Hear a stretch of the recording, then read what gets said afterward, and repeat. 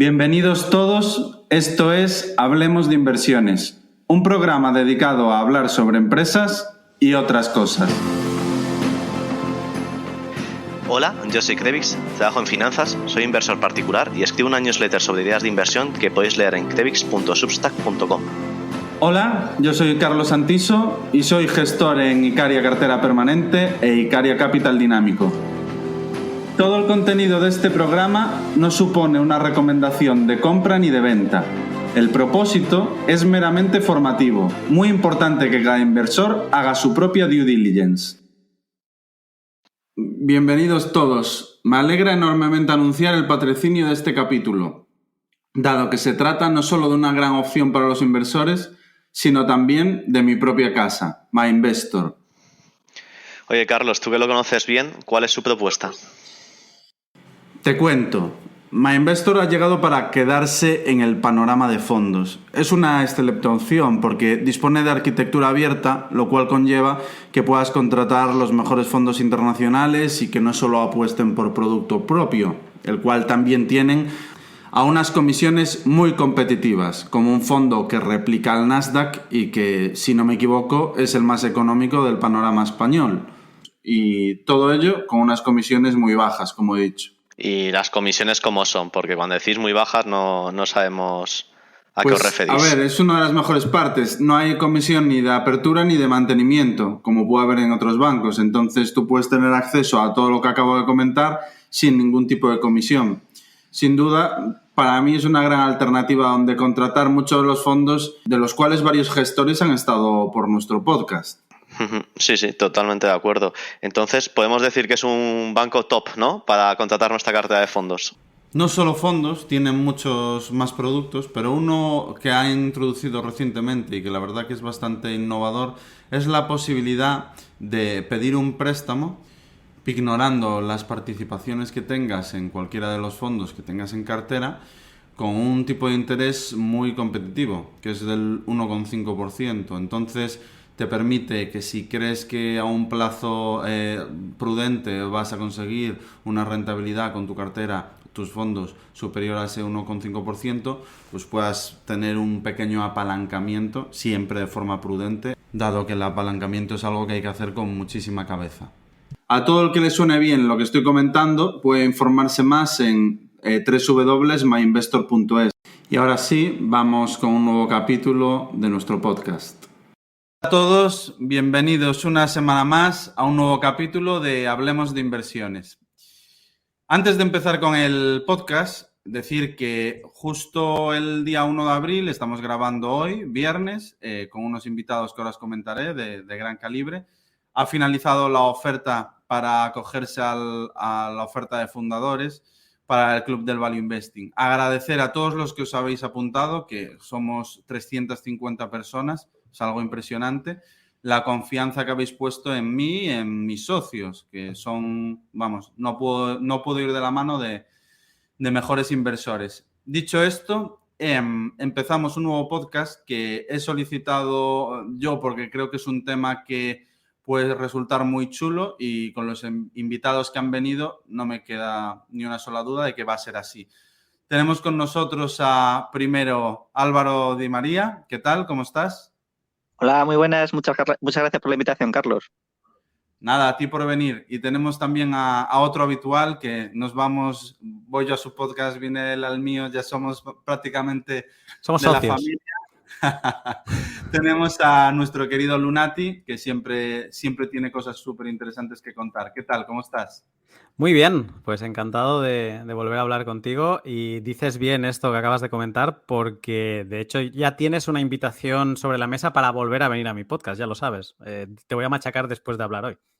Sí, así es. Me tengo que portar bien contigo para que luego no te portes tú bien conmigo. Pues lo dicho, un auténtico placer. Además, dos de las personas que yo creo que mejor divulgan sobre un tema tan interesante como el Bitcoin, que creo que es necesario y que hacéis una muy buena labor. Y traemos un programa diferente, que yo creo que para nuestros oyentes va a ser, como digo, súper interesante y que bueno, vamos con ello, no me lío más. Empezamos con una pregunta que yo creo que va a dar para para debatir, para filosofar bastante alrededor de ella, que me planteó una persona que conocí el fin de semana pasado, una persona muy inteligente. Estuvimos hablando sobre macroeconomía, sobre la moneda fiat, sobre muchas cosas, y él me planteaba lo siguiente. Me hacía la siguiente pregunta, porque yo, como os comentaba antes de empezar a grabar, ejercía de defensor del Bitcoin, porque hay mucha gente que se piensa, no, Carlos, no le gusta. No, nada más lejano a la realidad. A mí sí que me parece, siempre lo he dicho, una tesis macro interesante. Y lo que me comentaba era que la moneda fiat, aunque no esté vinculada al oro como tal y no tenga nada físico que lo respalde, sí que tiene algo muy importante, que es la economía. Es decir, el euro está respaldado por la economía alemana, que no es poco, francesa, española, los países de la Unión Europea, de la zona euro, perdón. En el caso de Estados Unidos, más de lo mismo. Y en cualquier caso, la moneda está respaldada por la economía y confianza que tengamos. En el caso del Bitcoin me decía, no hay una economía que lo respalde y no hay un activo tangible que lo respalde. Entonces, ¿qué respalda realmente el Bitcoin para que sus tenedores le den valor? Mi respuesta era que simplemente cuando un bien tiene un valor para determinadas personas, pues ese valor viene determinado por oferta-demanda, no hay más que esto. Pero, ¿cómo lo veis vosotros? Pues si queréis cojo yo esta primera pregunta. Lo primero que a mí me parece es que, bueno, el fiat está respaldado por la deuda pública, que es lo que tienen los bancos centrales en su activo, y la deuda pública está respaldada por la capacidad del Estado para cobrar impuestos. Entonces, sí que tienen algo detrás, no son simplemente papelitos, pero tienen problemas y tienen dificultades más que serias, ¿no? Que es ahí donde podemos entrar más tarde, si queréis, que es con el tema de la posible crisis de la deuda pública, ¿no?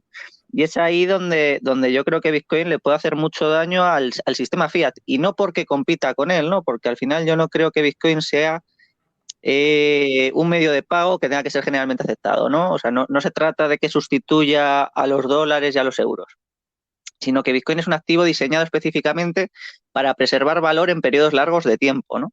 Y entonces sus competidores, ¿no? Que esto es un tema que trato en el capítulo 10 de mi libro, son otros. No es el sistema fiat, no es el dinero fiat como tal, al que puede hacer mucho daño, pero por otros motivos, sino todos los activos que se han utilizado como reserva de valor. Y aquí entramos con el oro, entramos con el arte, pero también entramos con acciones de empresas muy consolidadas, también entramos con la deuda pública. Y también entramos con los bienes inmuebles, ¿no? Que son pues un 30% prácticamente de los bienes inmuebles se utilizan como reserva de valor. Entonces, es ahí donde yo creo que está el mercado de Bitcoin, y como creo que todavía no se está considerando sus cualidades, es porque lo que creo que es muy pronto y que todavía estamos en una situación muy inicial, ¿no? ¿Cuáles son sus cualidades o por qué puede ser valorado de forma muy sustancial por los usuarios y no es una cuestión de mero consenso, ¿no? Sino que tiene unas cualidades objetivas que lo hacen superior al resto?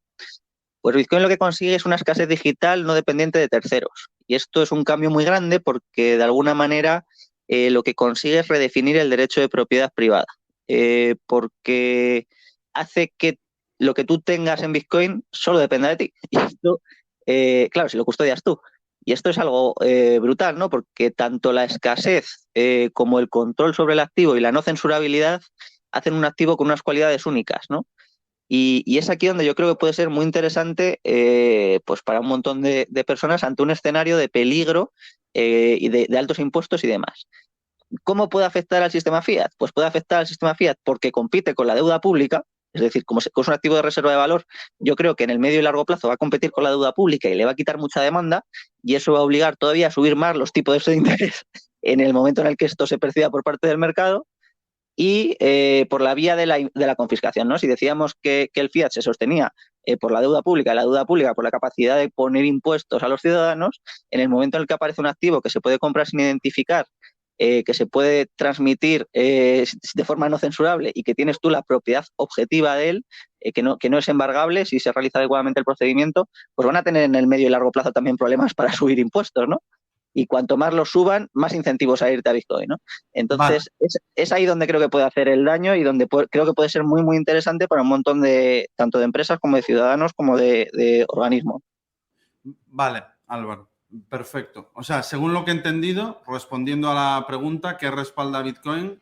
Lo que lo respalda no es un bien tangible ni una economía, sino son unas características únicas. Es un poco lo que podemos extraer de tu desarrollo. Yo añadiría una cosa, porque no es un bien tangible, pero sí es un bien real, es un bien escaso, o sea, es escasez digital, pero sí que es un bien real, es un bien presente. No es un activo financiero ni nada por el estilo. Es un bien escaso, es que eso es lo difícil de comprender. Ese es el cambio que supone Bitcoin, ¿no? Es un bien digital escaso que no depende de terceros, ¿eh? Claro, Sí, pero entrando en eso, y doy paso a Lunati, entrando en eso, a donde voy es, hablabas de real estate como reserva de valor o de oro, hay un respaldo porque tiene un valor, un inmueble tiene un valor tangible y el oro tiene un valor y una utilidad, que todos sabemos cuál es. Entonces, doy paso a Lunati para ver si siguiendo esta línea la desarrolla. Yo lo que entiendo por lo que comentáis es que, por lo que comentas en tú, Álvaro, que lo que respalda Bitcoin es sus características únicas y esa protección respecto a la situación actual de deuda pública y demás. Lunati, a ver tú cómo lo ves. Vuelvo a reforzar lo que acaba de decir Álvaro. O sea, Bitcoin es un activo real. Lo que pasa que no es tangible. Y si nos pusiéramos muy tiquismiquis, hasta sería tangible. Porque que no lo veamos o que no lo podamos tocar no significa que haya unos bits dentro de un ordenador que si pudiéramos hacer un zoom infinito, veríamos que en unos pone un 1 y en otros pone un 0. O sea, incluso hay una materialidad. Pero vamos a quedarnos en que no, ¿no? Entonces, es un activo real, no es ningún activo financiero como la moneda fiat, no tiene contraparte, no depende de nadie y ya está, es una cosa.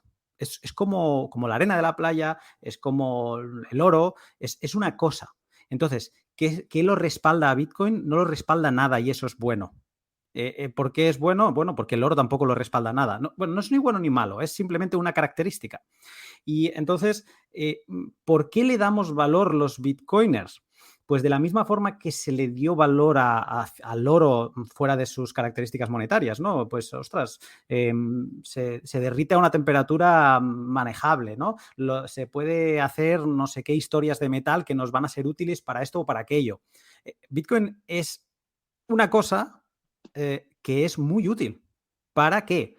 Pues para intercambiar, o sea, es útil como medio de intercambio, aunque, como dice Álvaro, pues quizá la tesis final no es que vaya a ser el medio de intercambio mayormente utilizado y por lo tanto veremos si acaba siendo dinero o no, pero tiene unas características que lo hacen pues muy bueno para como reserva de valor, por ejemplo, pero es que es algo que lo puedes transferir por un cable, que lo puedes mover sin fricción, que tiene unos costes de atesoramiento muy inferiores a todas las cosas que conocemos y que tenemos hasta ahora con nosotros.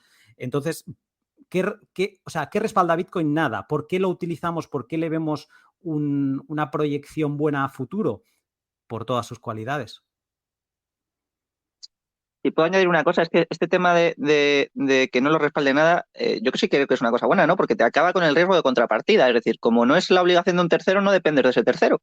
O sea, no tienes un riesgo de impago, no tienes riesgo de redenominación, no tienes un montón de riesgos, ni tienes riesgos regulatorios si realizas adecuadamente el procedimiento, ¿no? Entonces, te libra de un montón de peligros potenciales que el otro tipo de opciones sí que tiene, ¿no? Entonces, bueno, eso sería una cara de la moneda.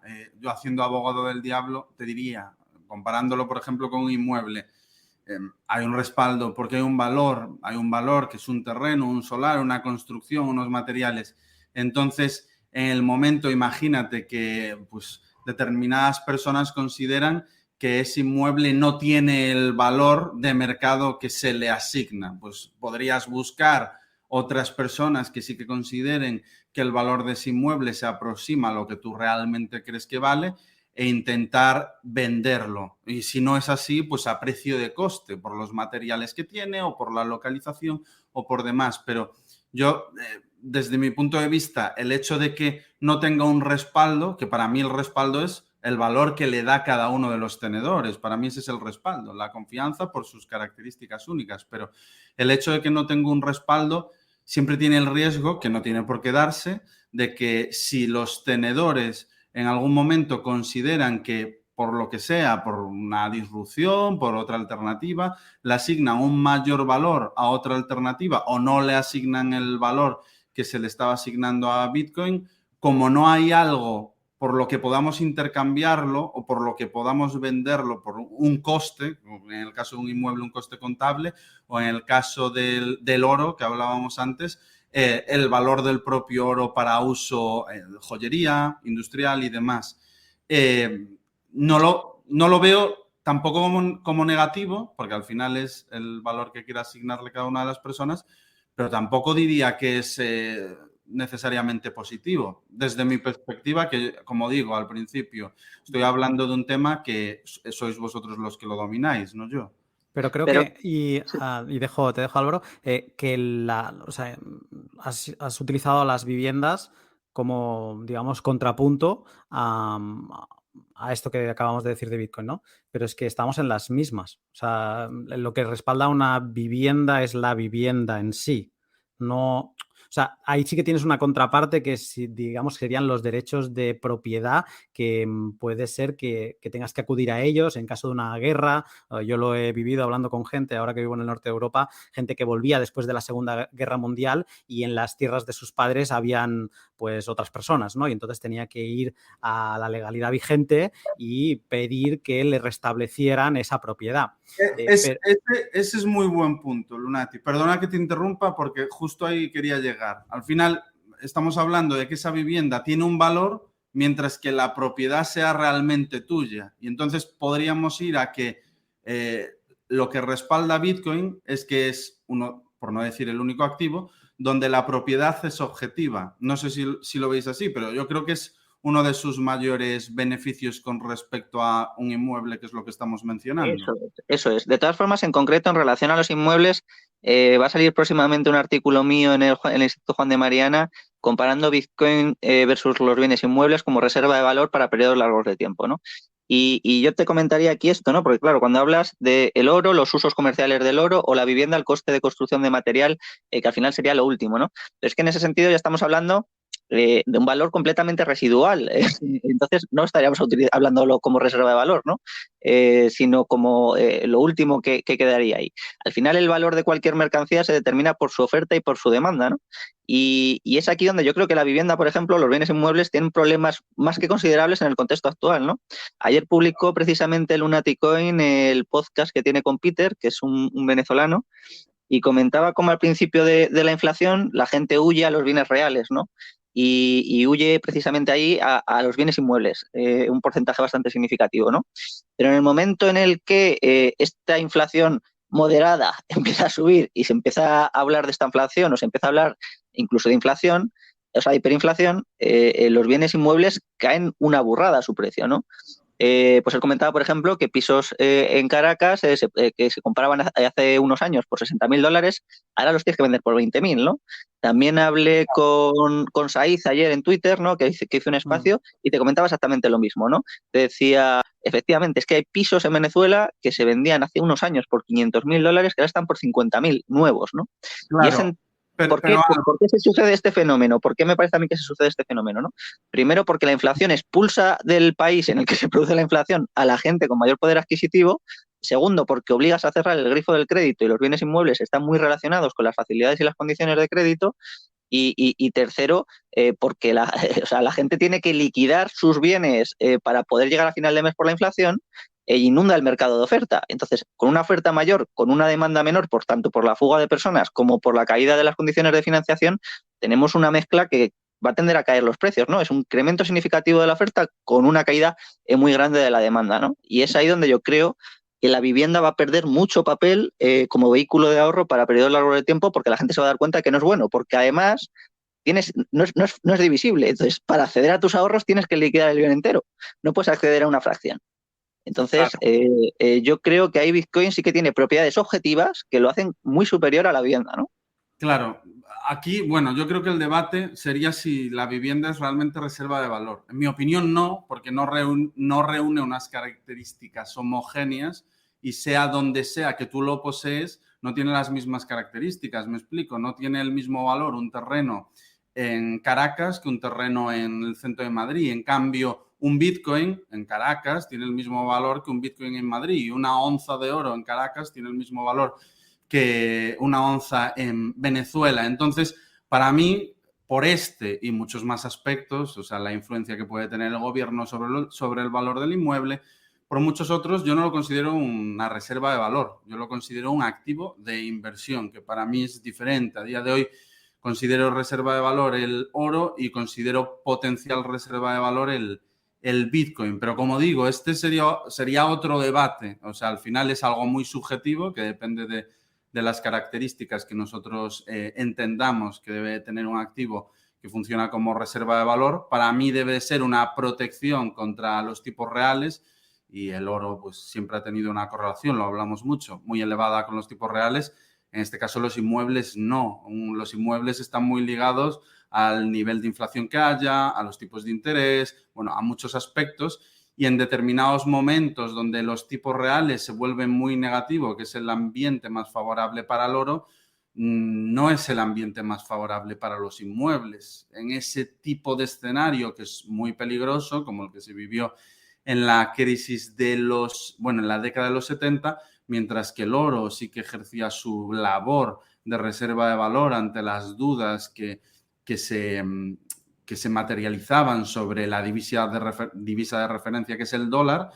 El oro protegía a los tenedores del dólar, de esa depreciación acelerada, pero los inmuebles no, tenían un comportamiento mejor que el que puede tener la renta variable, indudablemente mejor que el que puede tener la deuda pública, pero no actuaba como refugio para estos momentos. Y sin más, Lunati, perdona que antes te interrumpí porque el tema de propiedad objetiva es a donde quería llegar, que en mi opinión es uno de los grandes valores que respalda Bitcoin, que es muy difícil, por no decir imposible, tener en el resto de activos y por eso quería matizar ahí. Pero no sé si querías seguir desarrollando la idea. Sí, la voy a rematar porque es muy sencilla y tú me interrumpes todo lo que quieras, obviamente. Donde quería llegar es que comparar Bitcoin con un inmueble, con todos los matices que ahora estábamos haciendo, al final es comparar una cosa con una cosa. Y creo que en esto estamos lo mismo, o sea, llegamos al mismo punto. Un inmueble, aunque se utilice en especulación, no deja de ser 4 paredes y un techo, con una utilidad, que es que gente pueda cobijarse y vivir dentro, ¿no? Entonces, podría darse el caso por hiperinflación, por la razón que sea, porque hay sobredosis de inmuebles en el que los inmuebles perdieran pues el atractivo que tienen ahora como reserva de valor. Lo mismo podría sucederle a Bitcoin. Bitcoin es otra cosa, ¿no? Lo que pasa que es una cosa con otras características. Igual no tiene 4 paredes y un techo, tiene unas características, pues eso, divisible prácticamente hasta el infinito, lo puedes mover entre China y España en un milisegundo sin problemas, fácil de transportar. Y todas, no dependes de nadie, tú eres lo que comentabas ahora, ¿no? La propiedad real no dependes de un tercero, que ningún título de propiedad, ninguna cámara de la propiedad que diga esto es tuyo o no. Entonces, si nos ponemos a comparar, creo que ahí son dos cosas y por lo tanto no sé si la comparación surge efecto, pero si nos ponemos a comparar Bitcoin con cualquier activo financiero, ahí es donde estamos llegando a un punto en el que Bitcoin se está poniendo muy de cara por, de nuevo, las mismas cualidades que acabamos de mencionar ahora, ¿no? Y en el caso de hablar de la deuda pública o de la confianza que nos pueda dar el euro, que es otro activo financiero, o sea, decías al principio que el euro, o que te razonaban que el euro es toda la economía de la zona euro, o el dólar es toda la economía de Estados Unidos o del mundo. El respaldo. Al no haber un respaldo real, pues la confianza en esa economía y la generación de recursos, de actividad y demás, es lo que hace que nosotros tengamos una confianza en un papel que no tiene nada detrás. Si la conexión fuera directa y real, y digamos que modificable, o si no hubiera unos bancos centrales en medio que hacen de intermediario y unos políticos también, entonces digamos que incluso podría llegar a sostener esta afirmación. Pero el problema que estamos viendo es que la conexión no es directa. No hay esto está respaldado por esto y ya, ¿no? Sino que está respaldado por esto más todas las decisiones de toda esta cadena de mando. Y lo que estamos viendo es que toda esta cadena de mando está demostrando una incompetencia de gestión y monetaria que nos están llevando a situaciones como la que estamos viendo ahora de estar viviendo un 10% de inflación en España, ¿no? Y creo que ahí es donde se pone de manifiesto la importancia de algo que sea algo por sí mismo. No tangible, pero algo por sí mismo. Totalmente. Queda claro y de hecho no es discutible las malas decisiones de los bancos centrales. Y al final me quedo con esa tesis que me parece la más, en mi opinión, la más acertada, que es, pues si determinadas personas, en este caso los bitcoiners, le asignan un valor a algo que es propiedad objetiva, que no es confiscable y que tiene unas características, podríamos decir, únicas, pues ese es el gran respaldo, que no hay otro activo con estas características. Y esto me llevaría a la siguiente pregunta del desarrollo de nuestro debate.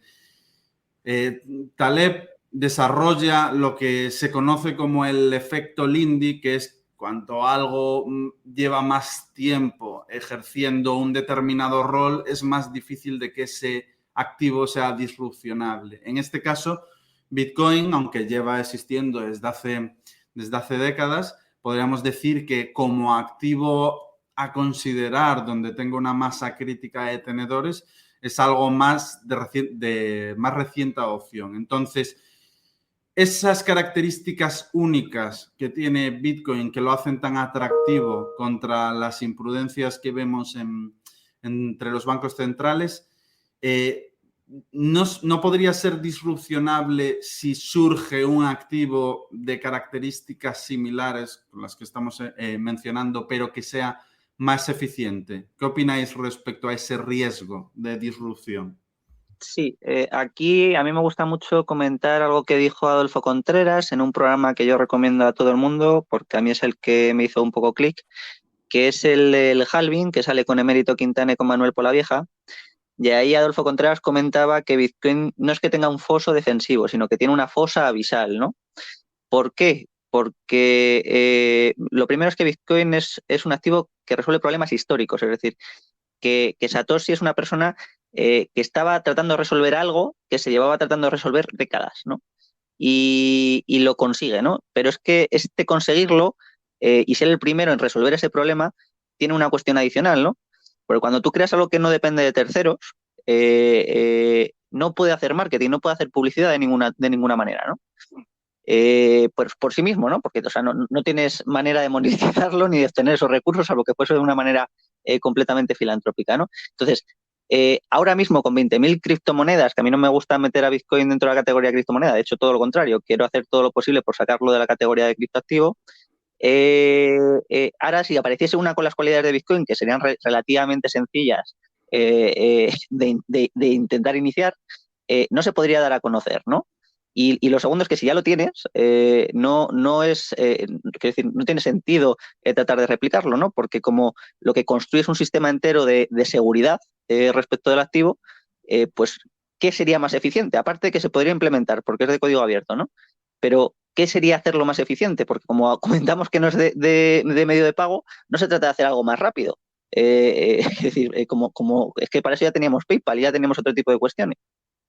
Entonces, ¿qué supone hacer algo más eficiente a este respecto? O sea, a mí no se me ocurre nada, ¿no?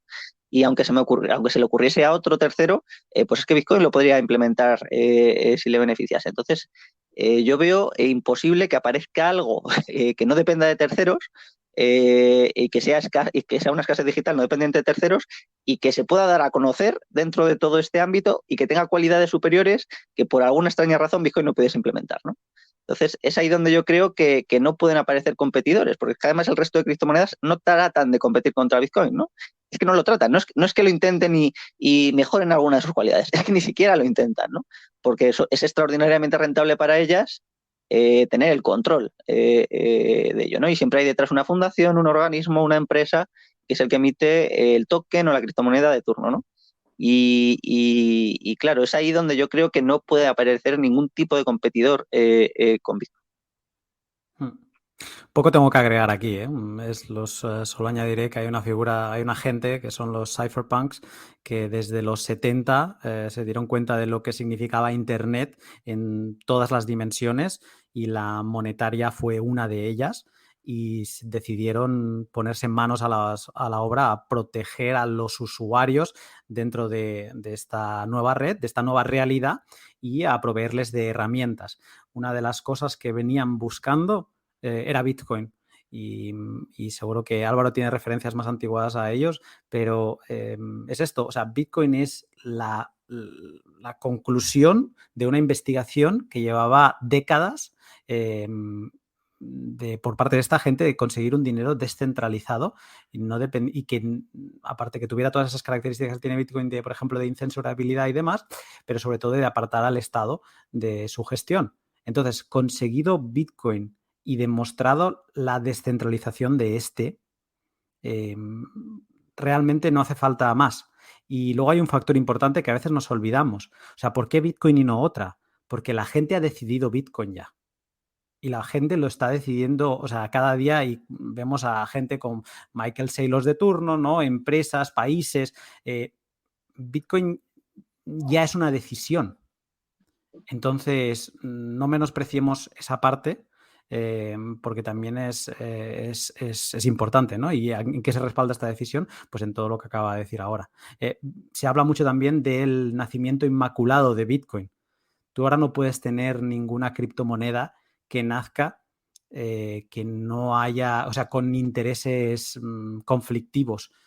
Bitcoin tenía que nacer como nació, sin expectativas, solucionando un problema con una persona anónima que desapareciese. O sea, Bitcoin tiene todos los ingredientes para ser lo que, para que haya llegado 13 o 14 años después de su nacimiento a estar donde está.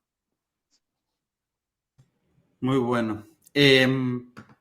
Citando también varias de vuestras expresiones, de proteger las imprudencias de los bancos centrales, bueno, todos los aspectos que llevamos comentando desde inicio, a mí personalmente me choca que con estas citas uno de los objetivos de Bitcoin, o objetivos no, destinos, aunque sea de manera forzada, no sea sustituir o convivir de alguna forma con la moneda fiat, como moneda de intercambio.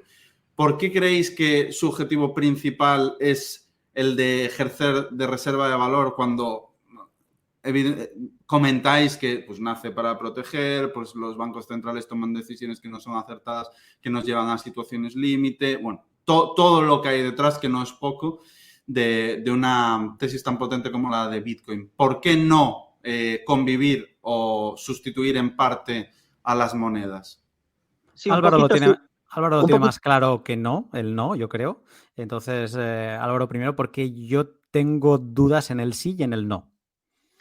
Yo también tengo dudas, ¿eh? O sea, no quiero dejarlo cerradísimo, ¿no? Sino todo, o sea, yo creo que aquí hay varios factores, ¿no? Que es que, y conectándolo un poco con lo que comentabas antes del efecto Lindy, claro, efectivamente hay cosas que tienen, o sea, cuanto más duren, más probabilidades tienen de perdurar, ¿no? Esto, pues debería ser el argumento que utilizarían los que tenían empresas de carruajes y de caballos cuando aparecía el coche, ¿no? o el argumento que utilizaban los generales que iban montados a caballo y utilizaban espadas y esto cuando apareció la pólvora, ¿no? Que le gusta tanto a mis seguidores. Entonces, en ese caso estamos hablando de algo que es meramente tecnológico, que no es el caso del oro, que es hacia donde iba un poco dirigido. Claro, pero es que yo creo que Bitcoin tiene las cualidades del oro y muchas otras, y por eso es superior al oro. Y por eso se va a tender a adoptar de forma cada vez mayor, ¿no? Pero en cuanto al tema del dinero, ¿Se va a utilizar como medio de pago? Yo creo que en algunas circunstancias sí. Es decir, se va a utilizar en aquellas condiciones en las que los costes de la volatilidad sean menores a otro tipo de costes, ¿no? Y en ese sentido, pues, por ejemplo, cuando tienes embargos de cuentas o tienes situaciones muy complicadas, pues a lo mejor te interesa utilizarlo. Si vives 100% en Bitcoin, te es irrelevante cambiarlo a fiat o pagar con él, ¿no? Y como cada vez más gente vive 100% en Bitcoin, pues yo creo que también se va a generalizar el medio de pago, ¿no? Pero eso no significa que sea medio generalmente aceptado de pago. ¿Por qué? Porque tiene una oferta fija, ¿no? Y entonces la tendencia de Bitcoin es a apreciarse, a revalorizarse con el tiempo, ¿no? Es una oferta que ya sabemos de antemano y entonces lo razonable por las cualidades que tiene es que en periodos largos de tiempo se revalorice. Y si algo se revaloriza, la gente va a ser reacia a desprenderse de él. Entonces no va a ser un buen medio de pago, ¿no? Porque al final la gente no suele ahorrar, o sea, los grandes inversores no suelen ahorrar en fiat, tienen muy poca tesorería, tienen muy poca liquidez en general porque se deprecia con el tiempo, ¿no? Y creo que son funciones radicalmente distintas, ¿no? ¿Por qué? Porque la volatilidad de Bitcoin lo hace muy mal medio de pago generalmente aceptado, porque la gente tiene reservas de liquidez, tiene tesorería para hacer frente a pagos en periodos cortos de tiempo, ¿no?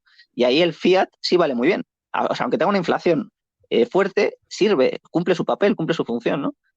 Incluso en Venezuela se utiliza el bolívar como medio de pago. Entonces, yo creo que es ahí donde es muy complicado. De hecho, allí donde se ha tratado de implantar no ha tenido mucho éxito, ¿no? Bitcoin como medio de pago. La gente puede tender a atesorarlo, pero no se quiere desprender de él. Y si no se quiere desprender de él, no se va a utilizar como medio de pago. Salvo aquellos casos en los que por las condiciones particulares del país o las condiciones particulares de los ciudadanos sea más rentable. O incluso por motivos ideológicos, ¿no? Pues mira, yo estoy en contra del fiat 100% y asumo el coste de que Bitcoin tenga problemas de volatilidad y en el corto plazo no tenga liquidez temporal, pero lo prefiero utilizar y prefiero asumir ese coste a seguir perpetuando el sistema fiat, ¿no?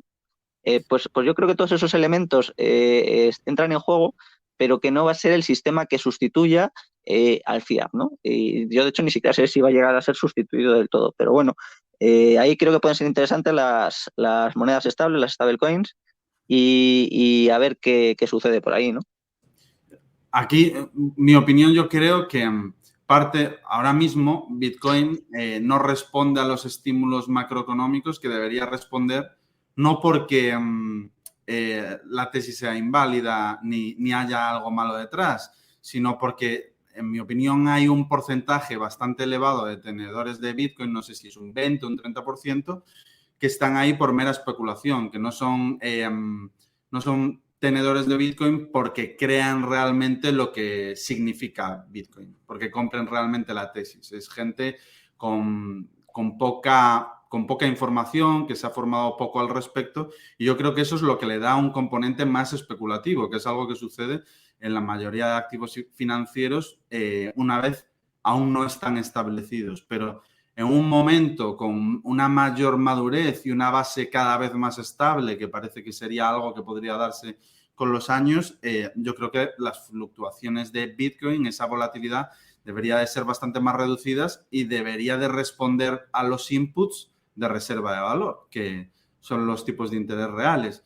Respecto a la tenencia de que la gente realmente no tenga moneda fiat, aquí yo creo que por ignorancia de la mayoría de ciudadanos siento discrepar. Al final, la mayoría de los ciudadanos, el mayor porcentaje donde está depositada la moneda es en depósitos, incluso a día de hoy, en España, con inflaciones del 10%. Entonces, yo creo que esto es un poco por desinformación de cómo funciona el mundo. La gente le hablas de inflación y lo ve como algo abstracto, a pesar de que va a hacer la compra y ve, bueno, incrementos de precios del 20-30%, pero yo creo que es algo que sí que se está dando y que en Bitcoin, una vez la base sea mucho más estable y la tesis sea más madura, podría darse. No lo sé, es un desarrollo que hago totalmente random, pero que yo creo que la volatilidad de Bitcoin a día de hoy no significa ni nada malo ni nada bueno, solamente significa que se encuentra en una edad temprana. Eso es, en un proceso de descubrimiento. Pero yo creo que aún así, y ahí son las tesis de Fernando Nieto y de Manuel Polavieja, la volatilidad de Bitcoin va a seguir, ¿no? Va a continuar. Y yo estoy cada vez más de acuerdo, ¿no? Es decir, ¿en qué momento? O sea, podríamos plantear un momento en el que Bitcoin ya se hubiese vuelto completamente mainstream, que yo creo que tampoco es algo que vaya a suceder sí o sí, y que ya estuviese toda la economía bitcoinizada, ¿no? Pongamos por caso en el 2070. Y que ahí, a partir de ahí, pues simplemente fuese el método de ahorro estándar de la humanidad y solo creciese en función de lo que crece la producción, ¿no? Pero es que tampoco es tan sencillo, ¿no? Porque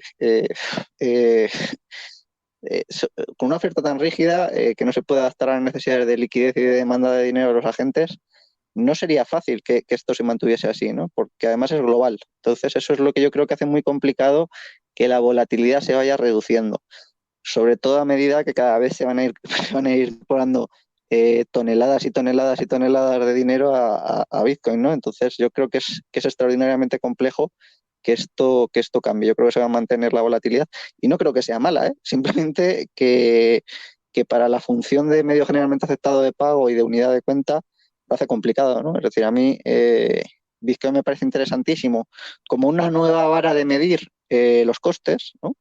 Que no teníamos antes manera de sacar a la luz lo que costaba el sistema fiat. Y con Bitcoin sí que podemos, o sea, si tú puedes vivir en Bitcoin al margen completamente del Estado, puedes saber si te sale bien o te sale mal, si te sale la cuenta o no te sale la cuenta, cuánto te cuesta esto de cara a tu vida y a proteger tu patrimonio, ¿no? Y eso con el sistema fiat no éramos capaces de hacer este cálculo, ¿no? Entonces yo creo que se puede aparecer una nueva forma de hacer cálculos económicos, pero que estaría por trabajar y por explorar. Pero sí que es para modelos de negocio y modelos ya constituidos y establecidos, es muy complicado hacer cálculo económico con un activo tan volátil. Entonces, los problemas de unidad de cuentas yo creo que van a seguir ahí, ¿no? Vale, entendido. O sea, y tiene todo el sentido lo que comentas. Al final, con las variables que citas, tiene sentido esa volatilidad continuada. Lunati, no sé si... Sí, o sea, Bitcoin es el retrato de Dorian Gray de los políticos y de los gobernantes de los bancos centrales porque expone sus vergüenzas.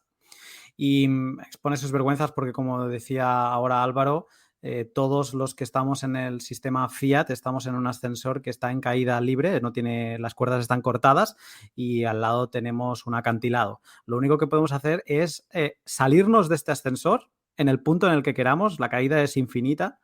Y hasta ahora no teníamos acantilado. Este acantilado es Bitcoin, ¿no? Y hasta ahora no teníamos acantilado. Y por lo tanto estábamos siempre en caída, pero es como los Airbus estos que los suben muchos, no sé cuántos pies y los hacen caer para simular la gravedad cero, ¿no? Aunque estando en la Tierra. Entonces llega a tal punto de caída constante en el que no tienes manera de saber si caes o no caes. Te crees que flotas y por eso los depósitos en el banco parecen una buena solución.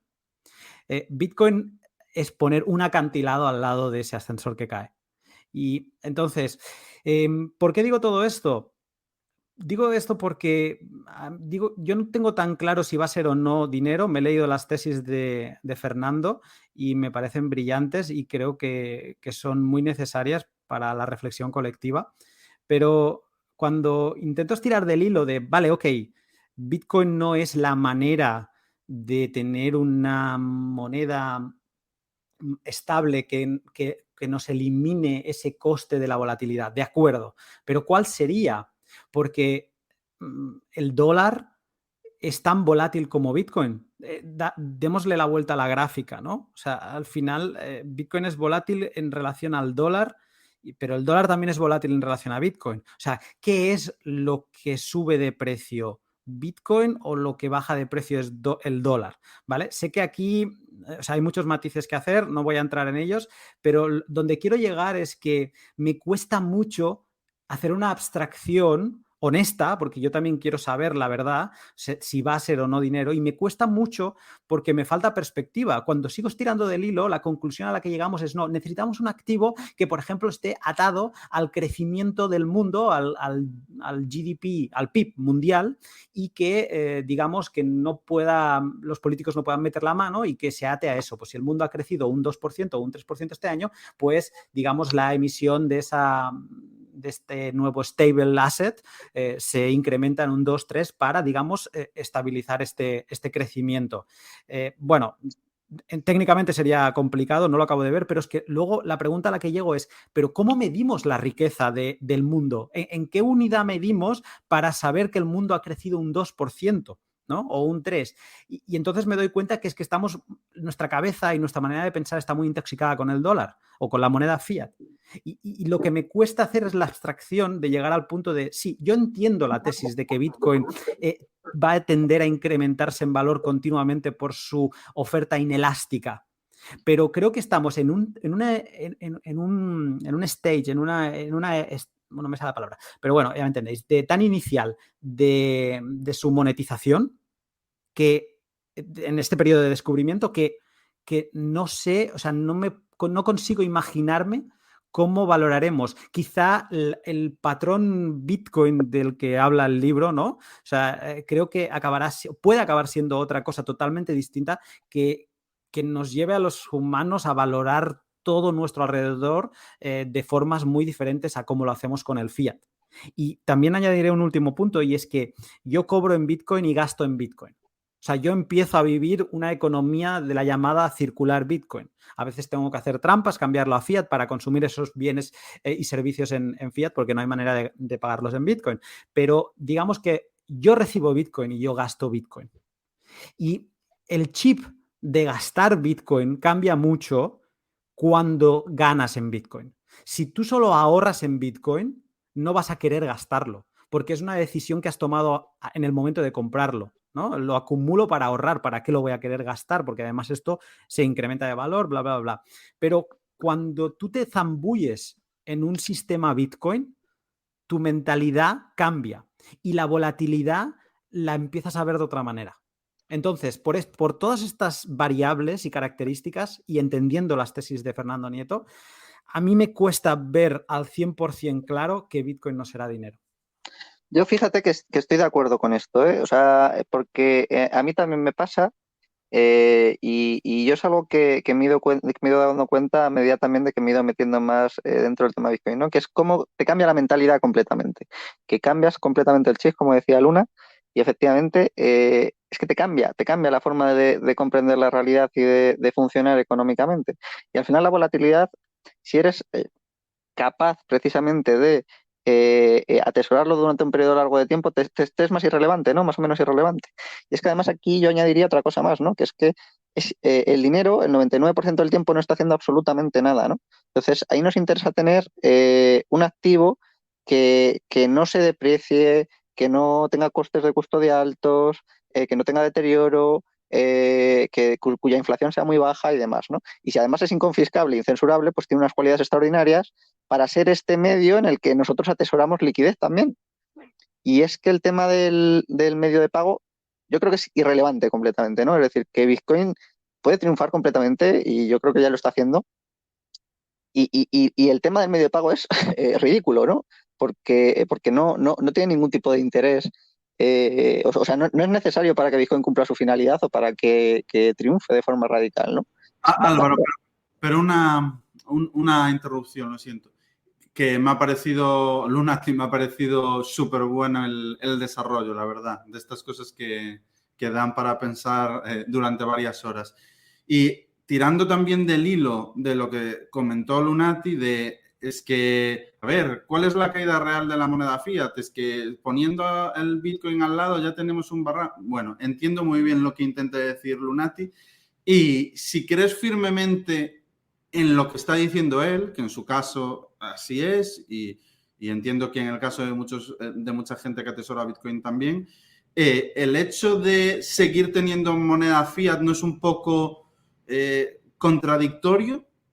Si llegas hasta esa reflexión de es que está cayendo por un ascensor y Bueno, todo lo que comentaba antes, me parece un tanto contradictorio seguir teniendo moneda fiat si respaldas esa tesis, que tiene cierta dosis de realidad, la verdad. Sí, no sé si esto lo recoge Luna. Vamos, Sí, no, estaba muteado, perdón.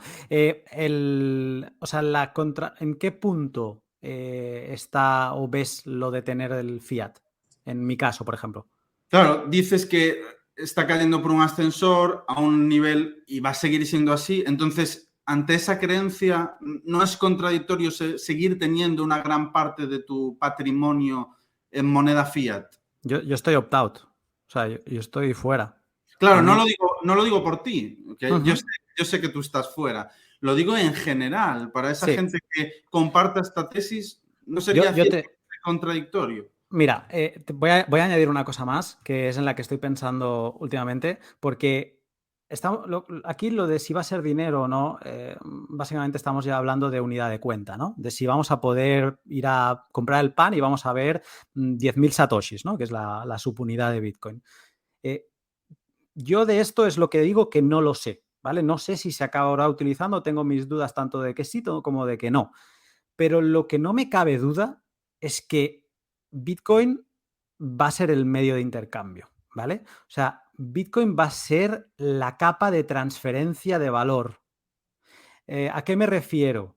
O sea, Internet es la capa de transferencia de esta charla, por ejemplo, ¿no? Es el medio, es la infraestructura a través de la que nos damos felicidad, conocimiento, vemos diversión en Netflix, etcétera.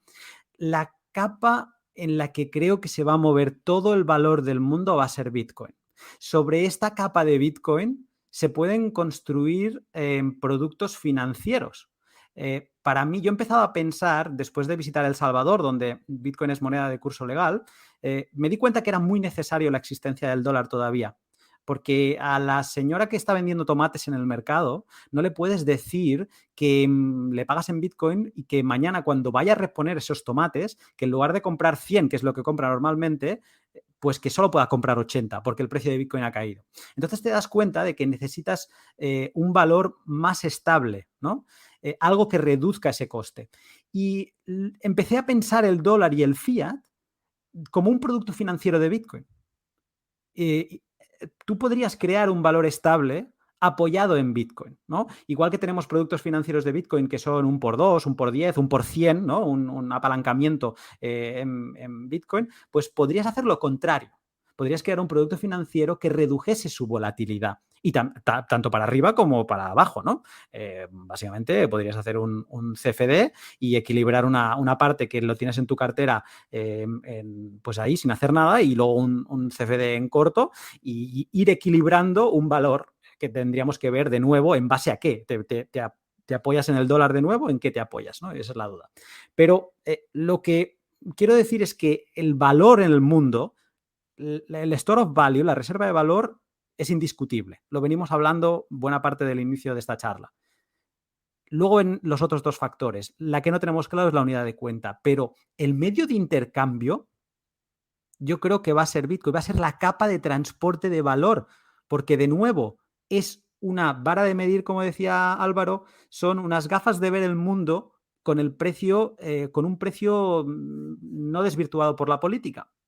Entonces, creo que todo el valor se va a mover por encima y se va a construir encima de Bitcoin, como por ejemplo, ya estamos viendo que hay empresas como es Strike en Estados Unidos que te permite, no tiene balance Bitcoin en sus wallets del móvil, ¿vale? Es una aplicación que permite enviar dinero a otras, como si fuera WhatsApp, ¿no? A otra gente.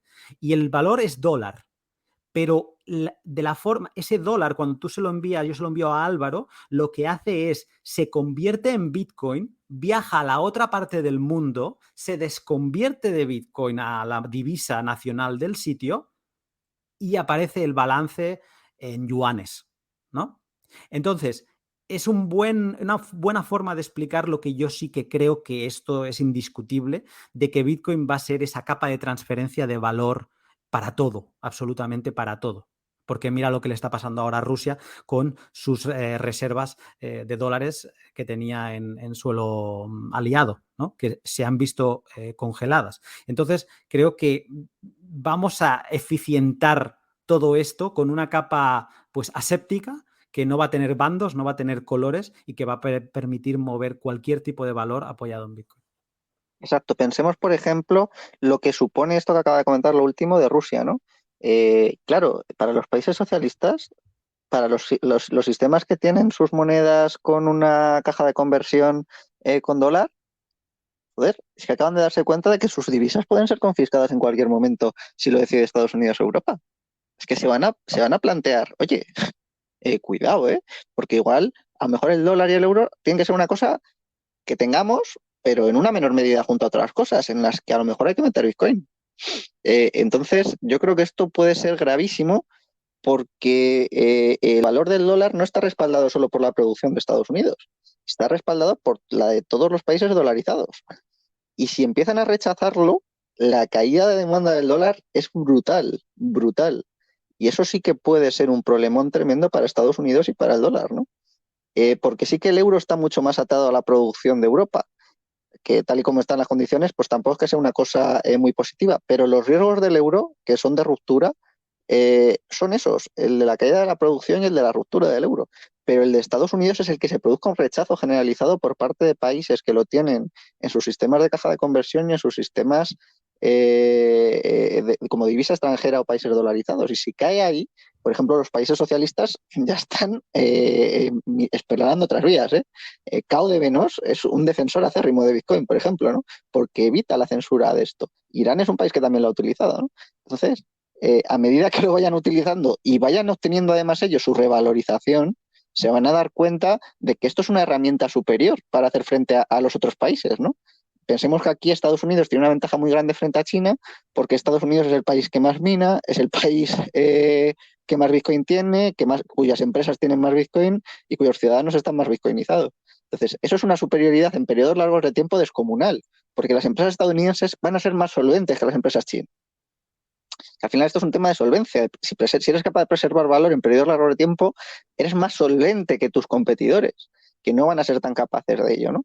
Por eso yo lo enfoco mucho desde esa perspectiva de la solvencia. También porque tengo algo de formación profesional por auditor de cuentas. Entonces, a mí me preocupa mucho la situación de muchas compañías que no sean capaces de preservar su valor, el valor de sus activos para hacer frente a sus pasivos, ¿no? Porque el riesgo de concurso de acreedores ahí entonces es muy, muy, muy alto. Y entonces yo es que lo veo como que algo que van a necesitar las empresas para poder hacer frente a las situaciones que vienen, ¿no? Entonces lo veo como algo muy, muy esperanzador para mucha parte de la población y sobre todo para las empresas, para estados y para mucho capital que no se pierda, ¿no? Para preservarlo.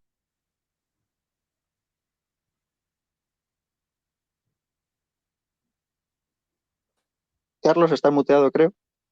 Perdona, que estaba hablando y estaba muteado.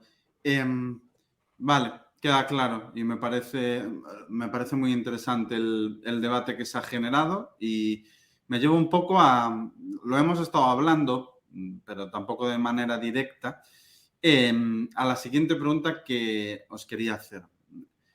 ¿Vosotros qué creéis que debería suceder en el mundo para que Bitcoin acelere su adopción? Es decir, que cada vez haya una mayor adopción por parte de los ciudadanos del propio Bitcoin. ¿Qué catalizador creéis que podría darse? ¿Me permitís la licencia de bajar el nivel y hacer una broma? Porque hay un meme de... Gracias. Hay un meme de Ron Paul que sale así abriendo las manos y con luces de fluorescentes por detrás y dice "It's happening". Pues yo creo que lo estamos viendo. O sea, no creo que tengamos que esperar a nada. Lo que mencionaba antes, que estamos viendo entre Rusia y Estados Unidos, o sea, toda la crisis de Ucrania, la guerra de Ucrania, va a tener consecuencias macroeconómicas que todavía no estamos viendo y creo que es por eso, porque la divisa reserva mundial viene siendo el dólar desde antes de la Segunda Guerra Mundial, como quien dice, ¿no?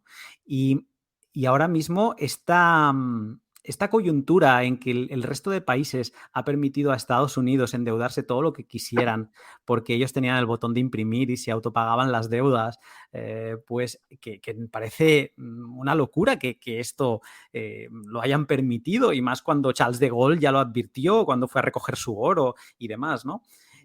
Pero con el modelo Fiat lo han permitido igual. Esta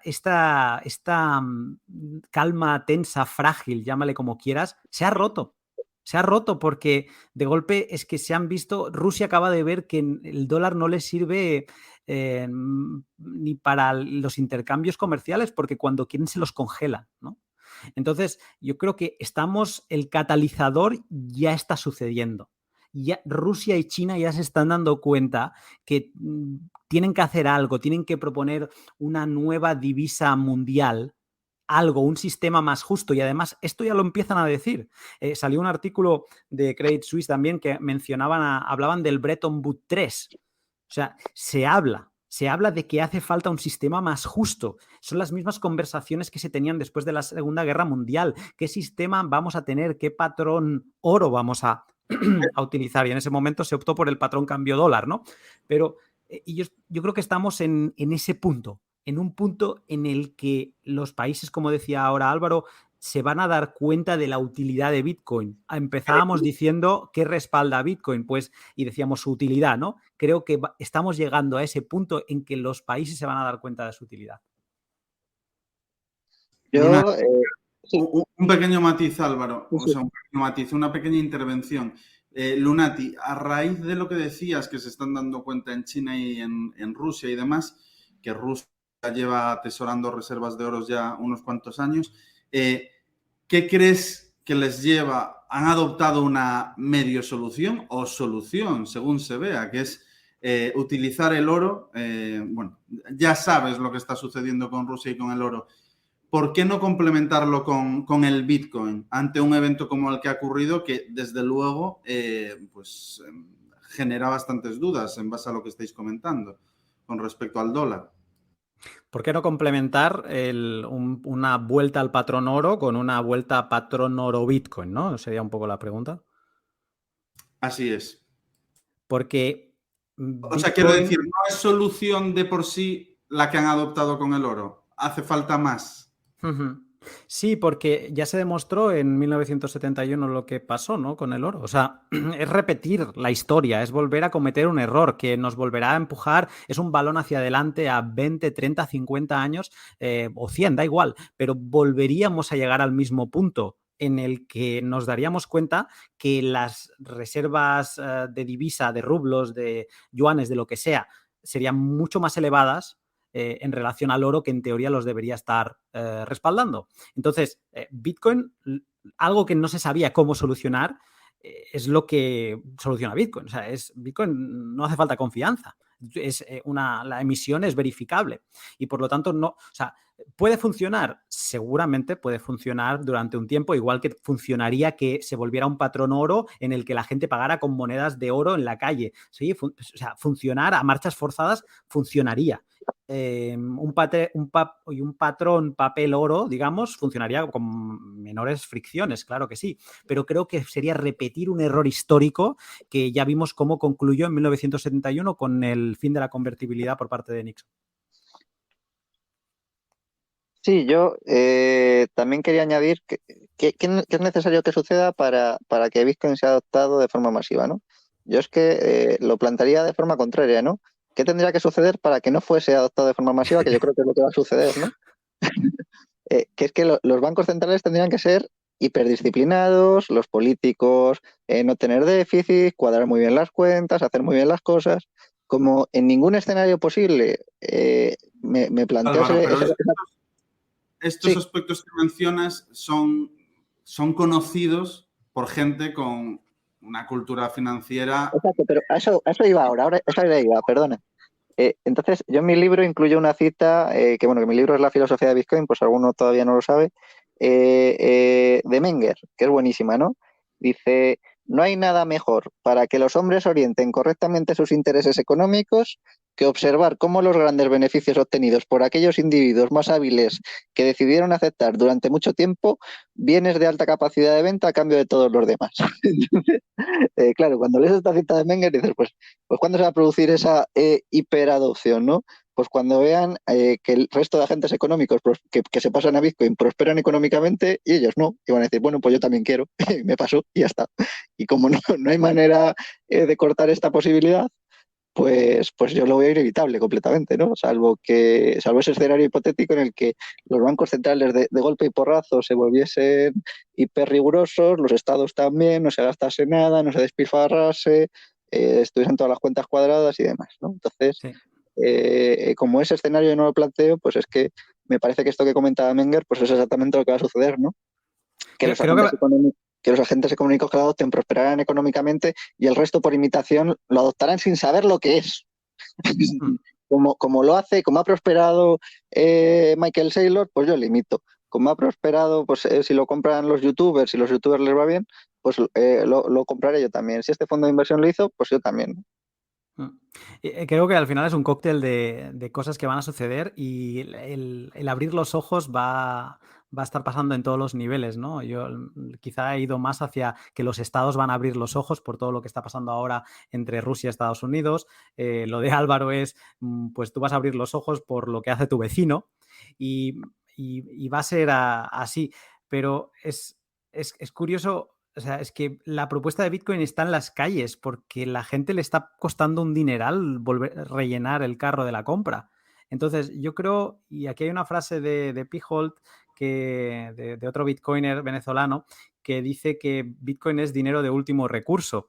Y creo que para mucha gente Bitcoin va a ser su último recurso y aún así va a ser una salvación, porque se van a dar cuenta que con el salario no les da, se van a dar cuenta de que aún así la gente no sale a las calles, que su vida es mucho peor que hace 10 años, que hace 10 años ya era una clase media moderada, pero no sé, cada tarde se podía permitir salir a tomar una cerveza con sus amigos. Ahora no. Y digamos que va a llegar un momento en el que el golpe en la mesa o el shock mental suyo va a ser, vale, o salgo a la calle y quemo cosas, o me pregunto qué hizo mi vecino para no estar tan mal como yo, ¿no? Ahí es a donde quería llegar. Al final, yo creo que el tema de pues, los bancos centrales, el enriquecimiento de agentes económicos, eso no es algo que llegue a la masa, no es algo que llegue a la calle. Entendamos que la mayor parte de los ciudadanos, pues por la falta de educación financiera que hay en los colegios y por muchos más aspectos, no llegan a muchas de las cosas que nosotros estamos comentando, pero a donde sí se llega y a donde llega todo el mundo, por mucho que sea médico, enfermero, cualquiera de las profesiones, es que no me llega con mi salario para llenar el carro. Entonces ahí es a donde yo coincido en el diagnóstico de lo que debería de suceder. Yo al final, comentando también la semana pasada ese debate, decía, para que se acelere la adopción en masa, por toda esta gente que no tiene conciencia de todas estas cosas, hay mucha gente que prácticamente no sabe ni qué es un banco central. Entonces, todas estas tesis pues, se le quedan por encima de lo que es su día a día porque tienen otra profesión y otra educación.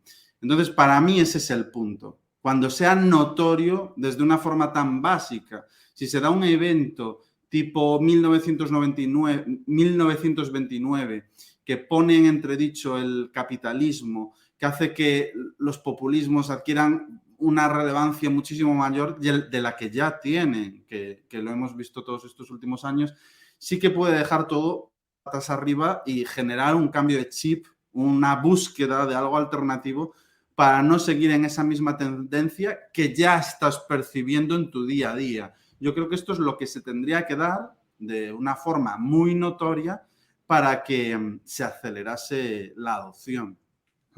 Pero a mí me está llegando gente que me pide 4 consejos. Bueno, porque la gente se cree que puedes hacerle un traje a medida a cada persona, ¿no? Y esto a veces me cuesta tiempo explicarles de, ostras, es que no puedo, no tengo tiempo. Pero yo lo que detecto es que me viene gente pidiéndome cómo puedo cobrar esto en negro con Bitcoin, ¿no? La primera respuesta es, eso es ilegal, no lo deberías hacer, ¿no?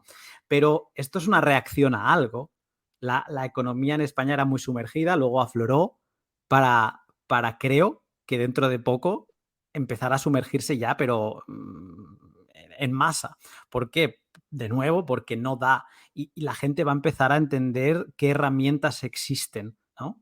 Y el It's Happening de Ron Paul es que está pasando en todos los niveles. Y en la inflación ahora volvemos al doble dígito, como ya estábamos en el 1973, creo que fue el último año de doble dígito de inflación. Pero es que si te pones a comparar cómo estaba la economía española en aquellos años y cómo está ahora, la deuda PIB no estaba en un 120%. Es que se les está acabando el margen de maniobra a los que les interesa seguir moviendo el trilero, ¿no? Ya no les quedan manos para mover la pelotita. ¿Cuánto pagaban en 1970 si tenías dinero en el banco? Estaban pagándote un 12, un 15% de interés. Ahora no te pagan nada. Entonces, estamos llegando a una situación de arrinconamiento de la ciudadanía en todos los países, porque esto está pasando en Canadá, está pasando en Estados Unidos. Hay gente muy pobre en Estados Unidos. Que la gente no se engañe y que vea a Estados Unidos solo por lo que ven las películas de Hollywood. Que se vaya a vivir, que vea la situación de los sin hogar y que vea cómo vive la gente con una soga en el cuello por la sanidad pública que no tienen y porque se van a quedar sin seguro si no trabajan esas horas determinadas en ese trabajo que odian. Y todo esto, hay una frase bitcoiner que a veces es demasiado generalista, ¿no? Y la utilizamos hasta la saciedad, pero que dice, fix the money, fix the world. Arregla el dinero, arregla el mundo. Y ahora mismo creo que están, o sea, todo el por qué el dinero está roto, tenemos todos los ejemplos ya en la calle. No te tengo que hablar, si yo te grabo un podcast en el que te digo que en España estaremos en un 10% de inflación hace 2 años, me dices que soy un catastrofista. Pero es que está aquí. ¿Qué más te tengo que decir para que te des cuenta de que el dinero que te dicen que es el bueno es un cubito de hielo que se te está deshaciendo en las manos? Hablamos ya no solo de inflación, sino de otro de los grandes males de algunos países, como puede ser la confiscación, el exceso impositivo y de costes que puede suponer pues, en un país como España, donde una nómina, si tenemos en cuenta el IRPF, el coste que asume la empresa, no el salario bruto, sino el coste que paga la empresa por el empleado, más el IRPF, en la gran mayoría de casos estamos hablando de que más de la mitad del salario anual se te va, no te llega, con una inflación del 10%. O sea, al final, si unimos ambos conceptos, sí que puede llevar a una situación donde te puedes ver bastante arrinconado. Exacto, pensemos en la inflación, ¿no? Es que la inflación es tremenda porque ¿cómo la controlas? Pues las formas más evidentes de controlarla son principalmente 3, ¿no? Subir impuestos, subir los tipos de interés y que el Banco Central venda la deuda pública que tiene en el activo para retirar dinero de circulación, ¿no?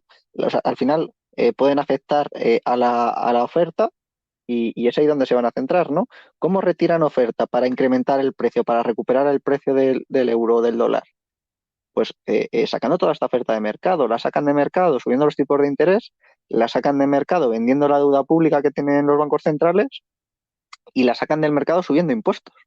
Que los 3 escenarios, o sea, las 3 cosas son tipos de interés, recesión, deuda pública, crisis de deuda pública, restricción del gasto público, recesión, mayor pago de intereses de deuda, mayores impuestos. O sea, es que son 3 escenarios que a los ciudadanos nos van a dejar asfixiados completamente, ¿no? O sea, no es que la situación ahora esté mal, es que va a estar mucho peor. O sea, y yo no veo escenario posible en el que no vaya a más todavía esta situación, ¿no? Porque es que las subidas de impuestos incluso son necesarias desde un punto de vista monetario, ¿no? Entonces, si quieren controlar el valor de su moneda, si quieren que se vaya ya a una inflación, a una hiperinflación, pues que no la controlen, vamos, que no hagan absolutamente nada.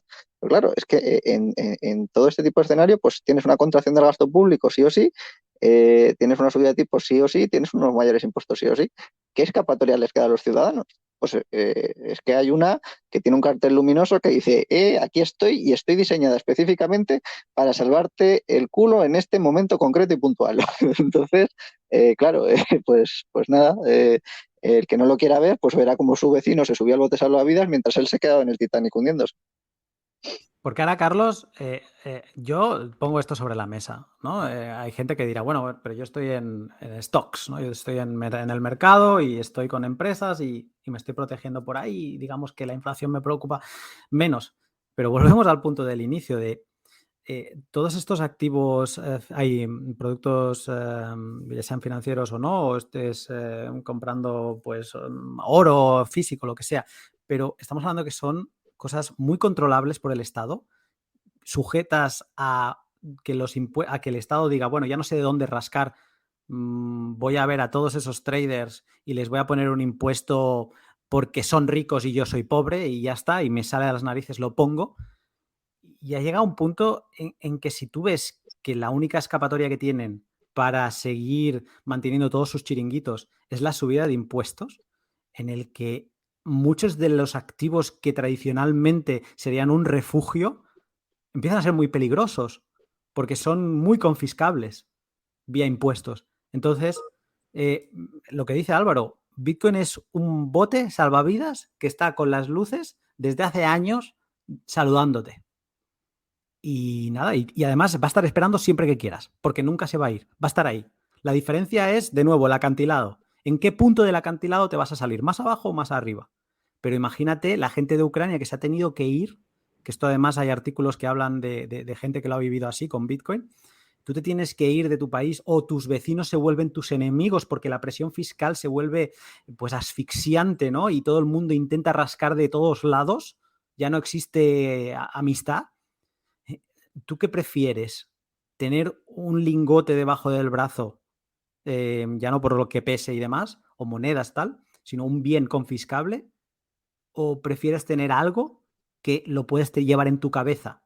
Hay gente que ha viajado con un USB, con sus Bitcoin, y ha cruzado la frontera de Ucrania y ya está. Donde llegas restableces tu riqueza, porque es que no la has perdido en ningún punto.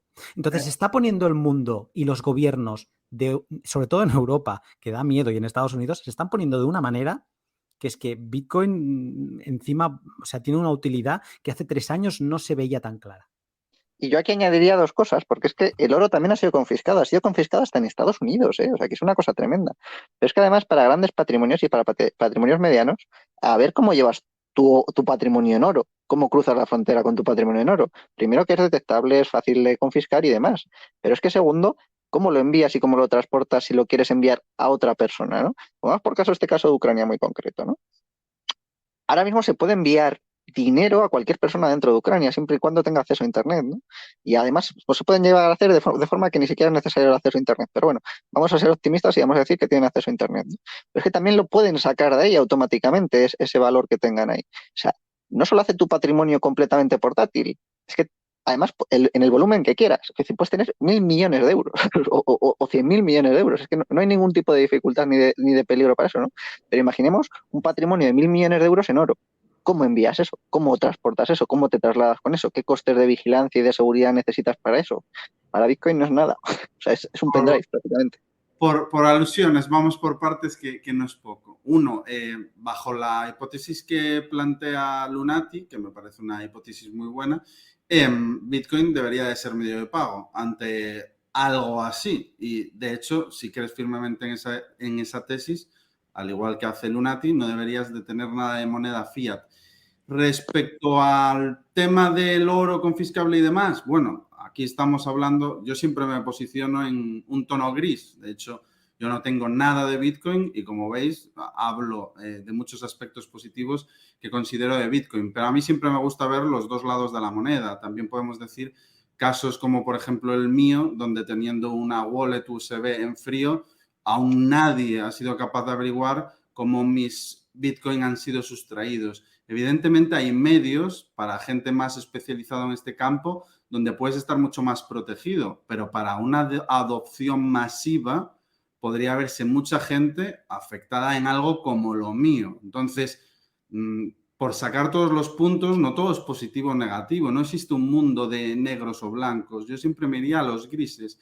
Y por concluir con lo que comentaba, yo creo que el mundo a día de hoy no tiene absolutamente nada que ver con el mundo de los 70. Nada. A día de hoy los mercados financieros son el pulmón absoluto del funcionamiento global de la economía. Ante un escenario como el que planteamos de confiscación de oro, de confiscación de stocks, de confiscación de todo activo financiero, la pérdida de credibilidad por medio de los agentes económicos, que es uno de sus principales medios, si no el más importante ahora mismo en el mundo, sería tal que volveríamos a vivir dentro de cuevas. O sea, estamos hablando de retroceder a tales niveles que ya me dirás cómo sería sostenible la economía globalizada y de cada uno de los países sobre unas bases que se rompen si volvemos a aspectos que han sucedido hace tantas décadas, donde no era tan importante, no era tan grande, tan masivo como son a día de hoy los mercados financieros. Entonces, son escenarios que de darse son tan catastróficos que creo que por mucho que tengas Bitcoin, tampoco vas a vivir en un escenario ideal, porque el mundo retrocedería de tal manera que aunque tu capacidad adquisitiva por la pérdida en relativo de la moneda fiat con respecto al Bitcoin se iría tan atrás que todos los ciudadanos del mundo se verían afectados. Entonces, para mí sí que es posible un escenario donde las monedas se deprecian a un ritmo como se están depreciando ahora mismo. También hay un escenario posible donde el nivel de confiscación vía impuestos se incremente. Pero para mí, tal como están hoy en día las reglas del juego, y sería ceder totalmente el dominio y hegemonía mundial a China, si entramos por parte de Estados Unidos o por parte de Europa en aspectos como los que mencionáis, es que volvemos a andar con antorchas por la calle. Pero yo creo que la confiscación vendrá vía impuestos. O sea, no será me quedo con tus stocks y adiós, sino que será mira, pues todos los traders ahora pasan a pagar y a declarar en no sé qué casilla y pagarán más porque tienen más posibilidades económicas, ¿no? Yo creo que vamos hacia ese tipo de propuestas y creo que tenemos mucha capacidad de aguante. Vistas cosas que han sucedido, por ejemplo, en Venezuela, y eso es lo que me doy cuenta de, digo, bueno, es que estamos lejos y eso no es bueno porque no estamos allí, pero es malo porque te das cuenta de que el humano es capaz de resistir mucha tortura. Entonces, yo creo que va a venir por ahí. Y sí, efectivamente, en los peores presagios, si llegásemos a ellos, estaríamos en una situación muy mala. Y hace año y algo que yo escuché un podcast con Jeff Booth, que tiene un libro que es El precio del mañana, donde viene a defender la deflación, que está como demonizada por todos los economistas, digamos, y la inflación es esto que es deseable, ¿no? Que cada año debería haber un 2-3% de inflación. Eso es bueno para el crecimiento económico. Pues bueno, este libro viene a decir como todo lo contrario. Y en este podcast, Peter McCormack le decía, el host, le decía, Jeff, es que si todas las tesis de Bitcoin se acaban cumpliendo, ¿no? Si el precio se va a las nubes y demás, lo que vendrá a significar es que el mundo se está yendo a la M. Y venían a decir, sí. O sea, lo peor de todo es que Bitcoin es una cobertura a la mala política, a la mala gestión, y que Bitcoin esté a día de hoy en un precio bajo y esté en $45,000, que ni lo sé, pues significa que todo se va cumpliendo poco a poco. Entonces, eso no es bueno. Pero es que el mundo ha cambiado mucho desde hace 4 años. De 4 años a ahora, el mundo es un lugar mucho más feo. No quiero saber dónde estaremos llegados al 2030, a ver si esta famosa Agenda 2030 se ha cumplido o no. Pero dejaré aquí la frasecita. Hay esta gente del Foro Económico Mundial que lo que pretenden es que no tengas nada y seas feliz. Es uno de sus 8 lemas. En 2030 no tendrás nada y serás feliz. Entonces, a veces un poco catastrofistas. Bueno, digamos que Bitcoin te permite protegerte de muchas cosas.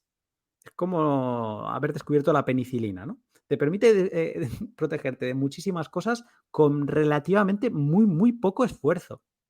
Y sí, requiere un aprendizaje inicial porque es muy diferente a todo lo que conocemos. Y si vas a guardar tus propias monedas, te requiere una formación, porque si no pueden pasar cosas, pues que te hackeen, que las pierdas. Estamos ante un nuevo paradigma también de acumular riqueza y por lo tanto se han de hacer los codos. Pero vamos, yo creo que nunca lo hemos tenido tan fácil para protegernos. Vamos a ir dado que vamos un poco justos de tiempo, vamos a ir con la última pregunta del podcast, que sería, ¿cómo funcionaría el mundo en un escenario donde pues, todas estas tesis que estábamos comentando, incluso las más catastrofistas, se diesen y el Bitcoin fuese un medio aceptado por todos? ¿Cómo veríais vosotros este mundo en el día a día de cara pues, a posibles déficits, a posibles ayudas a determinados segmentos en eventos como el COVID, o bueno, de cara al día a día, como que lo desarrollaste antes, Lunati, que es necesario una moneda base más estable para, ¿sabes?, poder actuar de ancla, pero ¿cómo lo veríais vosotros? Yo creo que aquí Álvaro tiene una idea muy interesante que se llama Micrópolis, ¿no? Exacto, yo estoy trabajando con Adolfo Contreras en el siguiente libro, que va sobre las nuevas formas políticas que podrían aparecer, ¿no? Y aquí yo redirigiría un podcast que tenemos en el canal de Carlos Martínez, que se llama Interés Compuesto el canal, y el podcast se llama La transición a Bitcoin, ¿no? La cuestión aquí es que si efectivamente los bancos centrales ya no pueden llevar a cabo sus expansiones monetarias tan fácilmente, ni los estados financiarse tan fácilmente, ni cobrar impuestos de forma tan fácil, los ciudadanos van a ganar mucho poder de negociación frente a sus políticos cuando ahora no tienen ninguno, ¿no? Entonces eso va a llevar a la creación de lo que venimos llamando primero ciudades privadas, ¿no?, que yo he denominado micrópolis, como segundo, asociaciones que reclamen la libertad de gobierno. Porque si no te pueden tocar el dinero, para tocarte tu dinero tienen que, o sea, se lo tienes que dar de forma voluntaria, a ti eso te da mucho poder de negociación, ¿no? Entonces, lo suyo es que como mínimo reclames poder vivir bajo la forma de gobierno que tú quieras, ¿no? Pensemos, por ejemplo, Adolfo plantea siempre la liga de individuos soberanos, ¿no? Pensemos en personas que pasan su patrimonio a Bitcoin y se agrupan bajo una asociación de individuos soberanos y van a pactar con estados pequeñitos que les den pasaportes o que les dejen o que les vendan un territorio de una zona, ¿no? Pues a mí eso no me parece nada descabellado, sino todo lo contrario, ¿no? Que es que vamos a ir a un cambio en la forma política, ¿no? Y vamos a abandonar poco a poco los estados y vamos a ir viviendo en ciudades privadas tipo Andorra, ¿no? Una cosa de ese estilo. Y yo creo que hay muchos incentivos a que suceda, ¿no? También las empresas, huyendo de la regulación y de los impuestos, están muy incentivadas a ellas. Las comunidades ideológicas cada vez son más incompatibles dentro del mismo Estado, ¿no? O van a querer vivir, o sea, no, con una polarización tan fuerte de las sociedades es muy difícil que estemos conviviendo, porque cuando gobiernen unos van a machacar a los otros y cuando gobiernen los otros van a machacar a los unos, ¿no? Tiene bastante más sentido que tengamos a agruparnos en formas de vida con un ethos más común, con una forma de vida y de ver el mundo más común, ¿no? Sin tratar de imponer a los demás de forma radical las cosas. Entonces yo creo que este tipo de cuestiones van a ir surgiendo y van a ir apareciendo poco a poco y lo primero, sin lugar a dudas, pues es el trasladarse a ciudades que ya lo sean, ¿no? O a países que ya lo sean, y el hacer los patrimonios más portátiles, ¿no? Entonces yo me imagino, eso, que convivan ciudades privadas libres con estados socialistas fallidos, una cosa así más o menos, ¿no? Donde estas ciudades sean extraordinariamente punteras en un montón de aspectos y de sentidos, que estén muy focalizadas a determinadas formas de vida y de producción y que o paguen un impuesto al Estado o que sean libres, independientes, ¿no?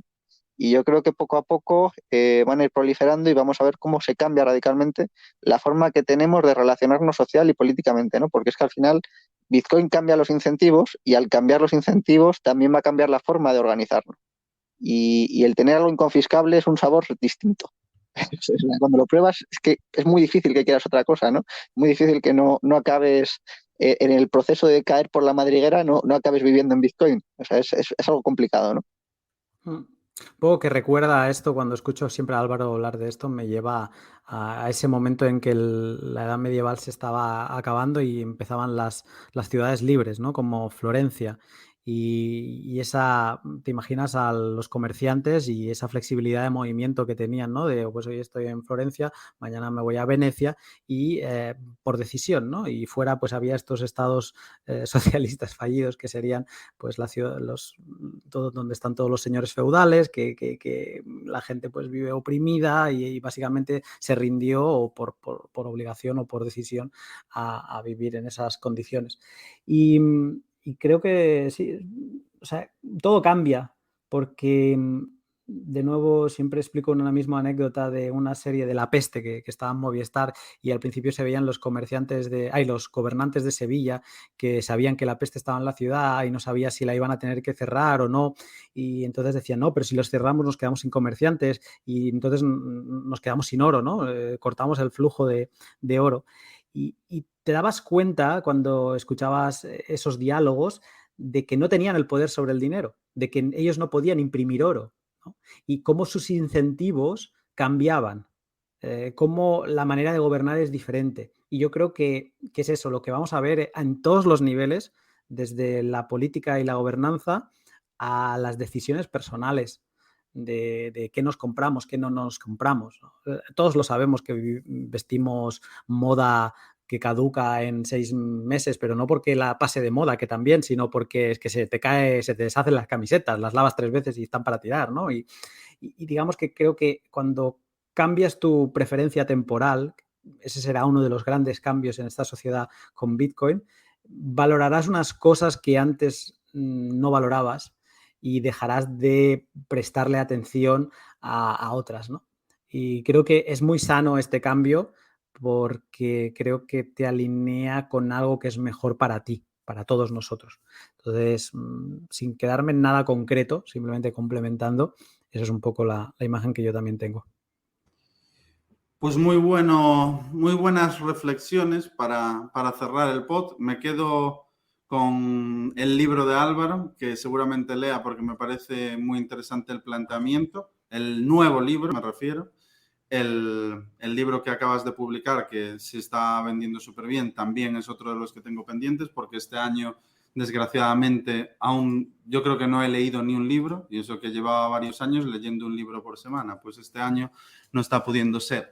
Así que me los quedo pendientes. Para todos aquellos que no los conozcáis, pues Álvaro lo tiene publicado en Amazon en las principales vías. Filosofía de Bitcoin era, ¿verdad, Álvaro? Sí. Filosofía de Bitcoin, y el próximo libro que pinta muy interesante, a mí al menos la temática me parece súper chula, pues ahí estaré para cuando salga. Y nada, agradeceros a los dos el debate, que siempre está bien ver diferentes posturas, ver diferentes posiciones, y que yo creo que aportará bastante a nuestros oyentes y seguramente os vuelva a ver dentro de una temporada el año que viene para ver cómo están las cosas, que esperemos que no estén peor de lo que ya están. Pues nada, Carlos, ha sido un placer y me ha encantado esta charla, muy refrescante, y los tomas y dacas entre los tres han estado muy, muy bien. Así que muchas gracias por la invitación y nada, te espero pronto yo también. Pues nada, ha sido un auténtico placer, Carlos. Muchísimas gracias y el año que viene repetimos si nos acoges. O sea, para mí es un placer. Y sigamos viendo cómo va evolucionando todo, ¿no? Claro que sí. Siempre está bien cada año revisar un poco lo que ha ido sucediendo. Nosotros lo hacemos mucho. Hablamos de la situación de mercado, de cómo creemos que van a ir las cosas, y 6 meses después nos reunimos y decimos, pues mira, pues aquí nos equivocamos, aquí no, mira cómo está yendo. Bueno, el debate y el aprendizaje continuo yo creo que es lo mejor para todos.